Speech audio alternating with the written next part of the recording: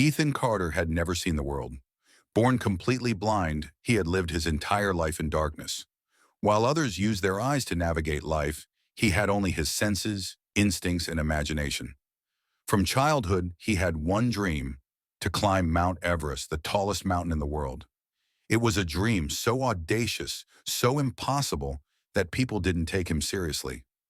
Ethan, you can't even see where you're walking. How do you expect to climb Everest? Even expert climbers die on that mountain, and they can see. But Ethan wasn't looking for permission. He was looking for a way. Ethan had always been different. While most blind people relied on canes and guide dogs, Ethan pushed himself beyond limits. He memorized every street in his city by walking them over and over. He trained his hearing and touch, able to tell how high a step was just by listening to his foot hit the ground. He ran marathons without a guide, navigating only through sound and feel. Climbing Everest wasn't just a dream, it was his purpose. For years he studied mountaineering, listening to climbers describe their experiences. He trained under professional climbers, learning to use ice axes, ropes, and harnesses. Every night he visualized Everest in his mind, memorizing every step, every ridge, every danger. Until one day, he was ready. At 27 years old, after years of training, Ethan stood at Everest Base Camp, 17,600 feet above sea level. His guide, Marcus Reed, was a veteran mountaineer. He had summited Everest 3 times, but guiding a blind man? That was something new. Ethan had a custom-made walking stick with vibration sensors designed to detect unstable ground. "Are you really sure about this, Ethan?" Marcus asked. Ethan simply smiled. "I've been sure my whole life." And with that, they began the climb. The first week tested every ounce of strength in Ethan's body. The climb from base camp to Camp 1 was grueling. The Khumbu Icefall, one of the deadliest parts of Everest, was a labyrinth of shifting glaciers and deep crevasses. Ethan relied on Marcus's voice and the rope lines to guide him through the treacherous ice.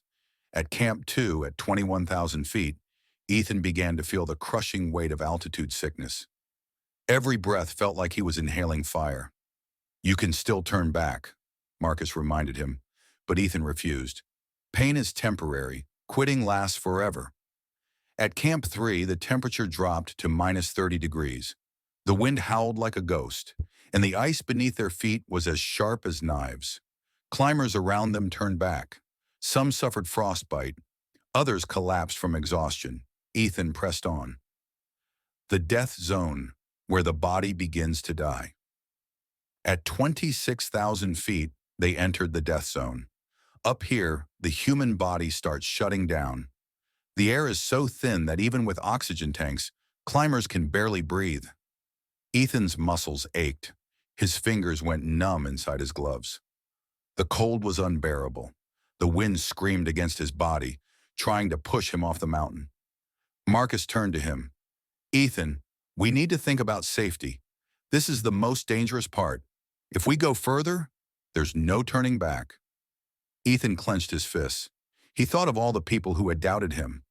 "Marcus, I can't see the top, but I can feel it. We're going." And so, they took their final steps toward history. After weeks of suffering, exhaustion, and near-death experiences, Ethan took his final step. And then, the ground leveled beneath him. He had reached the summit of Mount Everest. At 29,032 feet, Ethan stood at the top of the world. He couldn't see the view, but he could feel the sun warming his skin, the wind whispering across his face, and the silence of the heavens surrounding him. Marcus gripped his shoulder, his voice shaking with emotion. "Ethan, you did it. You're the first blind man to ever summit Everest." Tears streamed down Ethan's face. He raised his arms and screamed into the sky, a cry of victory that echoed across the Himalayas. He had proven that sight is not what makes a person see, it's vision. Getting down was just as dangerous.